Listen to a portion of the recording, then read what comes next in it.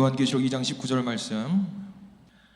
네, 우리 요한계시록 2장 19절 한 절 말씀을 우리 같이 한 목소리로 읽겠습니다. 19절입니다. 내가 내 사업과 사랑과 믿음과 섬김과 인내를 아노니 내 나중 행위가 처음 것보다 많도다. 아멘. 오늘 말씀 가운데 하나님의 크신 은혜가 있기를 간절히 소망합니다. 말씀 전에 광고 하나만 드릴게요. 제가 아침에 좀 누락한 건데, 돌아오는 토요일에 실버 기도회가 있습니다. 잊지 마시고 돌아오는 토요일날 실버 기도회 함께 참석하셔서 또 은혜로운 기도의 시간 나누기를 간절히 소망합니다. 우리가 소아시아 7교회, 요한계시록에 나와 있는 7교회 중에서 이제 네 번째 교회를 벌써 보게 돼요. 여러분들 다 잊어버리셨어. 괜찮아요? 복습합니다. 에베소 교회 뭐였죠? 처음 사랑을 잃어버렸던 교회에 대한 이야기를 했고요. 서머나 교회는요, 황제 숭배랑 핍박 가운데 격려가 필요했던 교회, 서머나 교회였습니다. 그 다음에 버가모 교회는 한 명의 인물이 좀 있었죠. 안디바라고 했던 사람, 예수님의 이름, 힘들었을 때에 예수님의 이름을 굳건하게 잡았던 교회라고 했던 버가모 교회입니다. 오늘은 네 번째 교회로 두아디라 교회입니다. 두아디라 교회는 제목에서 보셔서 아시겠지만 나중 행위가 처음 것보다 많도다라는 잘한 칭찬받을 점이 있었던 것 같아요. 자, 오늘 말씀을 좀 하나씩 보면서 우리가 좀 은혜를 누려보려고 합니다. 성경책 꼭 보시고요. 2장 18절부터 우리가 두아디라 교회가 나오는데, 우리 18절 말씀 보면은 예수님에 대한 설명이 나와요. 예수님에 대한 설명. 2장 18절 성경책 보시고 같이 한번 읽어볼 거예요. 18절입니다. 두아디라 교회의 사자에게 편지하라. 그 눈이 불꽃 같고 그 발이 빛난 주석과 같은 하나님의 아들이 이르시되 라고 나와 있습니다. 자, 성경 처음부터 좀 예수님에 대해서 표현을 좀 하고 있는 것 같은데, 표현이 어떤 표현 같냐면 눈이 불꽃 같고 빛이 나는 주석과 같은 어떤 그런 모습으로 예수님을 설명하고 있습니다. 두아디라 교회 이야기를 하면서 18절부터 이렇게 나와 있는 이유가 있어요. 두아디라 지역은, 자, 지도를 한번 잠깐 볼까요? 우리 지도 제가 혹시 준비가 되어 있는, 우리가 지난 시간부터 좀 봤는데 에베소가 어디에 있는지 보시면 되고요. 바로 위에 서머나 교회가 있다라는 거 보시면 되겠고요. 그 뒤에 버가모 교회가 있다라는 거 보시면 되겠고, 그 오른쪽에 이제 내륙으로 들어가면 두아디라 교회라고 되어 있어요. 대충 저쯤 저 지역이 있구나 정도로만 알면 되는데, 두아디라 지역은 특징이 좀 있어요. 각각 그 지역마다 그리스 로마의 신들을 두고 거기 신들 제사를 드리는 신전이 있습니다.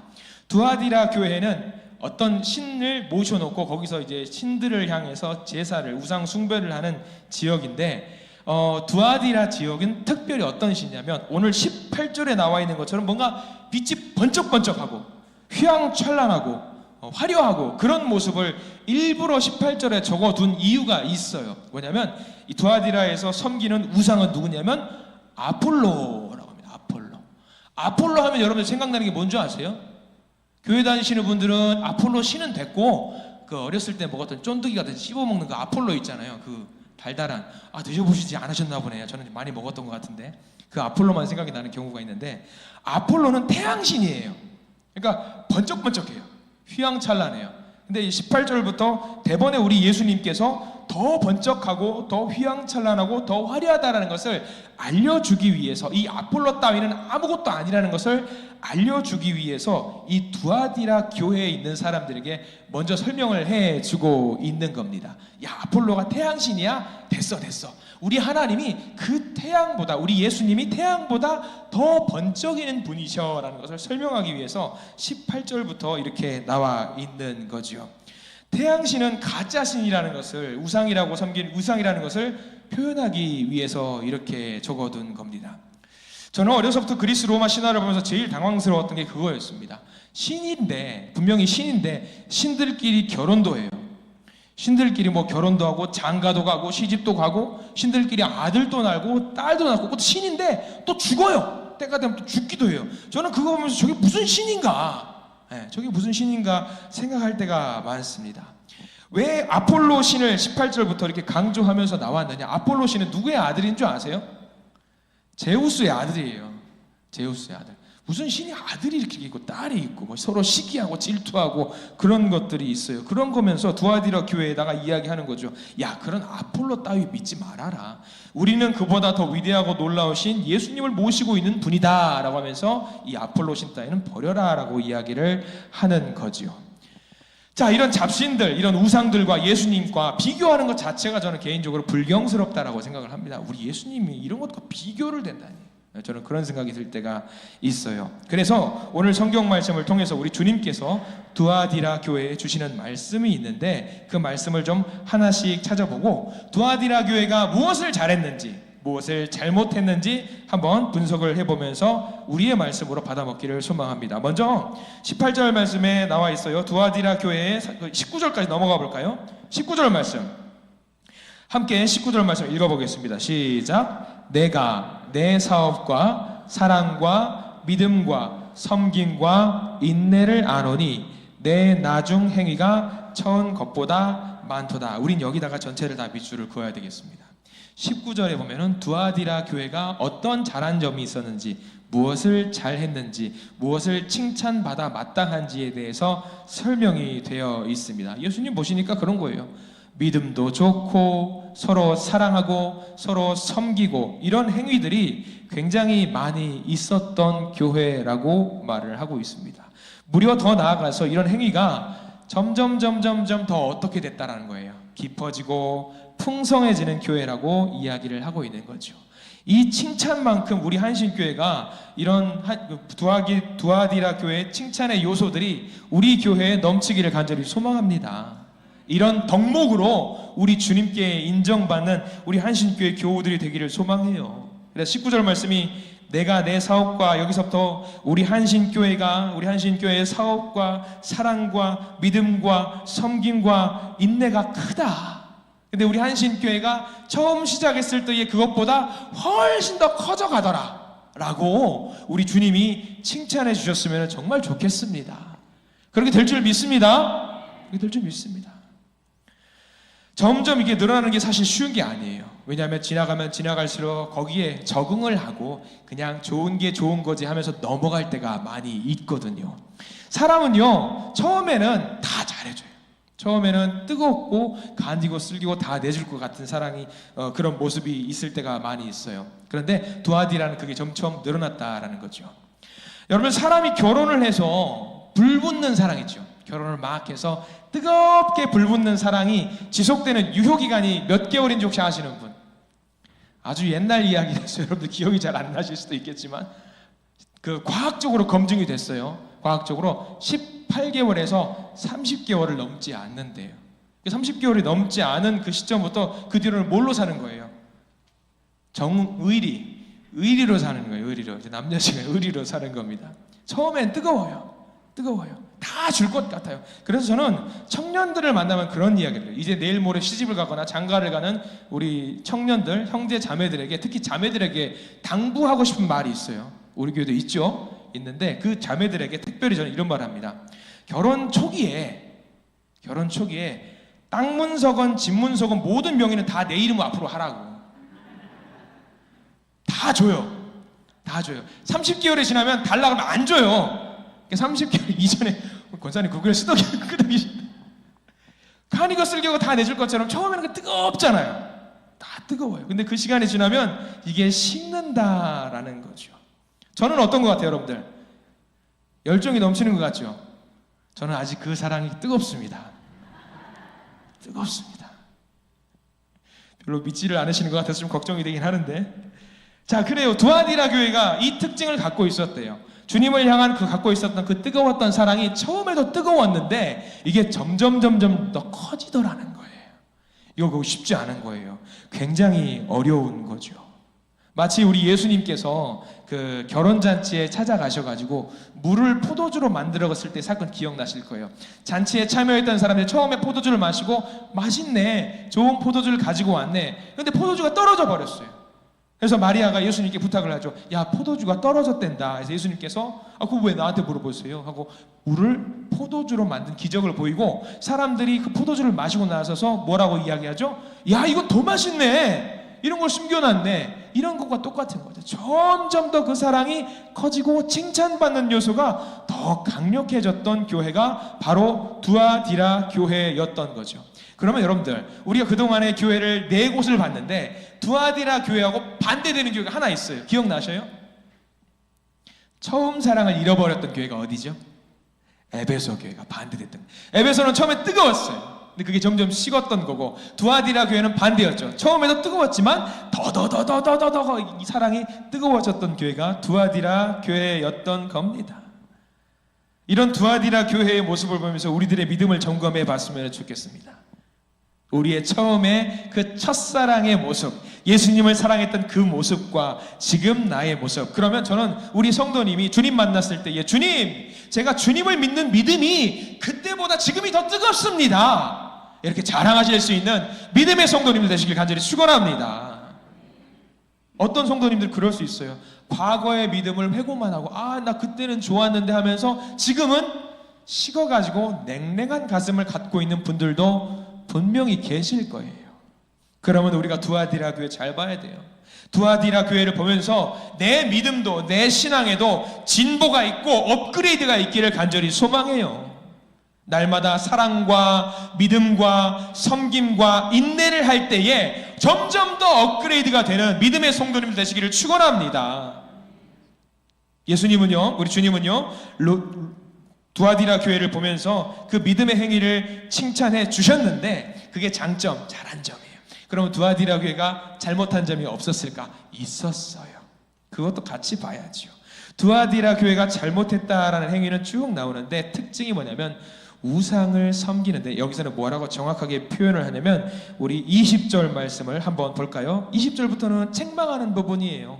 자, 20절 말씀 같이 한번 읽어보겠습니다. 시작. 그러나 내게 책망할 일이 있노라. 자칭 선지자라 하는 여자 이세벨을 내가 용납함이니 그가 내 종들을 가르쳐 꿰어 행음하게 하고 우상의 제물을 먹게 하는도다 라고 나와 있습니다. 여기 여자 이세벨, 이세벨은 원래 여자입니다. 근데 이세벨을 굳이 여자라고 설명하는 이유는 여기 나와 있는 여자는 높은, 그러니까 지위가 높은 사람을 말해요. 그러니까 지위가 높은 사람이고 사회적으로 영향력을 끼치는 어떤 여자가 왔는데 그 사람이 우상을 숭배하는 마음으로 교회에 와서 교회에 안 좋은 것들을 좀 퍼뜨렸던 것 같아요.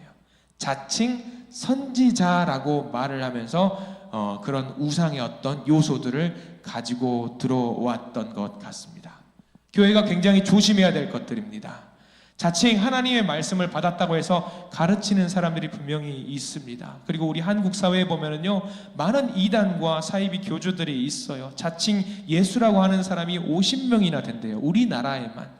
지금 50명 다 모아놓고 토론을 좀 벌려봤으면 좋겠어요. 누가 진짜 예수인지 좀 가려보시라고. 최근에 뉴스에 오르내리는 사람도 있더라고요. 한 학자 씨라고. 통일교회 문선명 씨의 아내 되는 사람인데 안 좋은 이야기가 계속 나오죠. 뭘로 나오죠? 여러분들 아시죠? 원정도박 해가지고 몇 억을 또 해외에다가 그렇게 해가지고 검찰에 소환되고 그런 일들이 있어요. 그러니까 딱 지금 두아디라 교회랑 비슷한 거예요. 자칭 신이라며.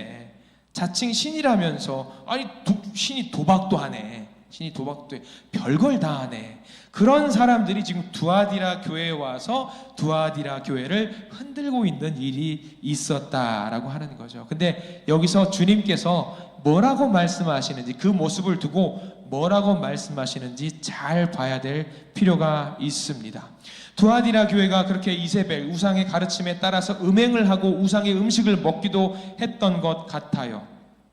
그리고 그 상황 속에서 로마의 황제를 주라고 고백하면서 황제의 숭배를 했던 것 같습니다. 문제는 20절 중간에 보면은 뭐가 나오냐면, 거기 동그라미 표시를 반드시 해두셔야 되는 단어가 나와요. 20절 뭐가 나오냐면 제가 읽어보겠습니다. 그러나 내게 책망할 일이 있노라. 자칭 선지자를 하는 여자 이세벨을, 그 뒤에가 중요합니다. 네가 뭐 했다? 용납했다. 두아디라 교회에 있는 많은 성도들이 그렇게 들어온 세력들을 그냥 그들을 경계하지 않고 들어오는 대로 봐줬다라는 거예요. 이건 굉장히 문제가 있는 겁니다. 거짓된 가르침을 교회 안에서 하는데 그냥 사람들이 그러라고 둬, 내버려둬, 그렇게 하면서 가만히 뒀다라고 하는 거죠. 우리가 신앙생활 할 때에 가장 중요한 것, 용납해야 될 게 있고 용납하지 말아야 될 것이 있습니다. 명확하게 구분을 해야 돼요. 골로새서 3장 13절 14절 말씀을 제가 화면으로 띄워드립니다. 골로새서 3장 13절과 14절 말씀, 어느 것을 용납해야 되고 어느 것을 용납하지 말아야 되는지 정확하게 나와 있어요. 같이 한번 읽어볼까요? 시작. 누가 누구에게 불만이 있거든 서로 용납하여 피차 용서하되 주께서 너희를 용서하신 것 같이 너희도 그리하고 이 모든 것 위에 사랑을 더하라. 이는 온전하게 매는 띠니라. 자, 용납해야 될 것이 있습니다. 서로 불만이 있거나 좀 서로 불편한 게 있다라고 했을 때에 예수 그리스도께서 우리를 위해서 십자가에 달리신 그 사랑으로 모든 사람을 안아줄 수 있는 그것은 용납해야 된다라고 하는 거죠. 저거는 용납해야 돼요. 무조건 용납해야 돼요. 근데 용납하지 말아야 될 것이 있죠. 절대로 용납하지 말아야 될 것. 우리가 신앙생활 하면서 구원과 연관된 것, 하나님 나라에 가고 말고가 걸려있는 것은 절대로 용납하면 안 되는 겁니다. 절대로 안 되는 거예요. 아니, 하나님께서, 우리 주님께서 우리에게 천국문 열쇠를 주셨어요. 천국문 열쇠를 주셨는데 이 천국문 열쇠가 어느 날 잊어버렸어요. 봤더니 우상들이 가져가는 거예요. 이걸 주면 되는 거예요, 안 되는 거예요? 안 되는 겁니다. 절대로 용납하지 말아야 되는 것들이 분명히 있어요. 두아디라 교회가 그것을 놓쳤던 거죠. 그것을. 그리고 예수님, 우리 주님께서 두아디라 교회를 보시면서 원하셨던 것이 하나 더 있어요. 이 모든 안 좋은 모습을 보면서 21절 말씀을 해 주십니다. 주님께서 기다려주셨던 모습이 나와요. 21절 같이 한번 읽어볼까요? 시작. 또 내가 그에게 회개할 기회를 주었으되 자기의 음행을 회개하고자 하지 아니하는도다 라고 나와 있습니다. 주님께서 두아디라 교회의 잘못된 점을 보시고 기다려주셨어요. 무엇을 기다려주셨어요? 회개를 기다려주셨던 겁니다. 우리도 잘못할 때 있어요. 신앙생활할 때, 믿음생활할 때에 살면서 잘못한 거 있습니다. 그런데 내가 잘못한 것을 내가 아는데 아무 일 없이 넘어가는 것 같아요. 뭔가 하나님이 그냥 봐주시는 것 같고 넘어가는 것 같아요. 그러면 생각하죠. 이상하네. 그냥 넘어가지네. 그럴 때가 있습니다. 그런데 잘 생각해 보셔야 돼요. 바로 그럴 때가 굉장히 위험한 때입니다. 우리 주님은요, 여러분 명확하세요. 용서는 해주셔요. 근데 우리가 잘못했던 거에서 반드시 그 책임을 질 수 있게 우리 주님은 우리를 인도하십니다. 때로는 우리 마음에 경고를 주실 때도 있고요, 죄책감을 주실 때도 있습니다. 그때에 우리 주님은 뭘 기다리시는 거냐면 오늘 21절 말씀처럼 회개를 기다리시는 겁니다. 깨닫고 돌아오기를 기다리고 계시는 겁니다. 두아디라 교회는 어떻게 됐을까요? 어떻게 했을까요? 자, 우리 24절로 넘어가 보겠습니다. 자, 24절 말씀까지 가볼게요. 24절 시작. 두아디라에 남아있어 이 교훈을 받지 아니하고 소위 사탄의 깊은 것을 알지 못하는 너희에게 말하노니 다른 짐으로 너희에게 지울 것은 없노라. 어떤 사람들이 분명히 기회가 있었음에도 불구하고 돌이키지 않았던 것 같아요. 다른 짐으로 주님께서 주실 수 있었는데 다른 짐을 주지 아니하고 너희들은 이거다, 너희들은 벌 받아야겠다라고 하고 벌의 짐을 주시는 경우죠. 우리도 살다 보면 그래요. 남의 잘못에 대해서는 굉장히 민감할 때가 많이 있습니다. 그런데 자기 자신의 잘못에 대해서는 굉장히 무감각할 때가 있어요. 그런 우리들에게, 죄가 많은 우리들에게 주님은 회개의 시간을 주십니다. 회개하는 사람을 용서해 주시기도 하고요. 이게 바로 우리 하나님의 은혜입니다. 두아디라 교회에게 주신 주님의 은혜를 생각해 보십시오. 기다려 주셨어요. 충분히 기다려 주셨어요. 그러면서 두아디라 교회, 너희들이 얼마나 잘못한 일을 했는지 깨달아 알았으면 좋겠다라고 말씀을 하시는 거죠. 우리는 아침에 거울 보고 씻고 나서 우리 자신을 그렇게 잘 살피는 것 같은 생각이 들 때가 있어요. 매무새를 잘 단정하고 옷도 예쁘게 입고 어디 뭐 묻은 것은 없나 그러면서 몸을 깔끔하게 만들고 나가서 외부로 나가서 사람들을 만나고 교제할 때가 많이 있습니다. 근데 가끔 아침에 씻고 거울을 보면서 제 얼굴을 보면서 그렇게 매무새를 단정하게 정리하고 하는데 문득 말씀을 준비할 때 그때 생각이 나는 거예요. 아, 나는 거울 보면서 내 얼굴과 내 옷과 내 넥타이라든가 이런 걸 정리정돈을 하는데 야, 그런 거울이 있었으면 좋겠다. 어떤 거울이요? 내 몸에 어떤 죄라든가 영성이라든가 거룩함이라든가 그런 것들을 점검해주는 거울이요. 그래서 그걸 딱 보고 야, 이 모습이 이상하네. 이거 하나님 보시면은 크게 혼내시겠다. 딱 정리하고 이런 모습도 정리하고 그러면서 하나님 저 왔어요. 어때요? 저 참 예쁘죠? 참 좋죠? 그래 너 참 잘하고 왔다. 대단하다. 참 예쁘다라고 해 주실 수 있는 그런 거울이 있었으면 좋겠다 생각이 들 때가 많이 있습니다. 우리가 살면서 거울을 보면서 내 얼굴은 그렇게 점검하는데 내 마음에 있는 죄는 점검을 하는지 안 하는지 한번 생각해 보시기 바랍니다. 당장 오늘 저녁부터 그리고 혹여 자고 주무시고 일어나셔서 아침에 씻고 나셔서 거울을 보시면서 오늘 오후 예배 때 했던 그 말씀을 기억해 보십시오. 거울을 보면서 아 맞다. 이 거울을 보면서 내 외모도 점검을 해야 되겠지만 내 마음도 점검을 하면서 오늘 하루를 시작했으면 좋겠다라는 마음으로 하루를 시작하시면 그 하루가 조금은 더 진일보한 복된 하루가 될 줄 믿습니다. 여러분 성경 구약 성경에 다윗 아실 겁니다. 다윗이 죄를 저질렀어요. 근데 다윗이 죄를 저질렀음에도 불구하고 다윗을 두고 하나님께서 그렇게 예뻐하셨던 이유가 있어요. 자, 화면을 한번 보여드리겠습니다. 사무엘하 12장 13절 말씀에 다윗이 나단과 대화하는 장면이 나옵니다. 사무엘하 12장 13절 같이 읽겠습니다. 시작. 다윗이 나단에게 이르되 내가 여호와께 죄를 범하였노라 하매 나단이 다윗에게 대답하되 여호와께서도 당신의 죄를 사하였나니 라고 나와 있어요. 다윗은 그 마음의 거울을 보고 내가 하나님 앞에 잘못한 게 있구나라고 회개했습니다.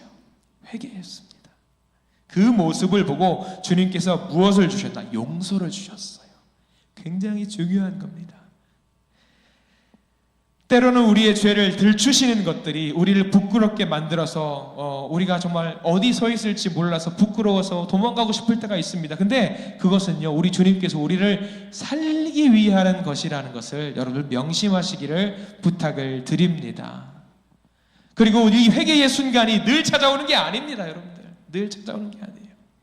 자, 우리 성경 말씀 하나만 더 볼까요? 22절과 23절 말씀을 한번 보세요. 우리 주님께서는요, 회개할 때까지 기다리시는데 회개 안 하시면은요, 그 순간에 어떻게 하시는지도 나와 있어요. 자, 22절과 23절 있습니다. 시작. 볼지어다 내가 그를 침상에 던질 터이요 또 그와 더불어 간음하는 자들도 만일 그의 행위를 회개하지 아니하면 큰 환난 가운데에 던지고 또 내가 사망으로 그의 자녀를 죽이리니 모든 교회가 나는 사람의 뜻과 마음을 살피는 자인 줄 알지라. 내가 너희 각 사람의 행위대로 갚아주리라. 이 죄에 대해서 하나님은 명확하게 우리에게 말씀을 해 주셔요. 절대로 잊지 않으십니다. 우리 하나님 뒤끝 있는 분이세요, 여러분들. 절대로 잊지 않으세요. 그렇기 때문에 우리는 그 심판에 이르지 않도록 늘 우리를 살피고 점검하는 삶을 살아야 됩니다. 죄의 짐은 사망 말고는 없어요. 여러분, 죄 지면은 내가 용서받으면은요, 짐을 내려놓을 수 있을 거라고 생각하지 마셔요. 오해하지 마셔요. 주님, 저 용서해 주세요, 회개해 주세요 라고 하면은 그래, 너 짐 이제 다 버려도 돼. 아니에요. 절대 안 그러세요. 그 짐을 어떻게든 지게 만드세요. 다만 하나의 힌트를 주셨는데 화면 한번 띄워주시기 바랍니다. 마태복음 11장 28절 29절.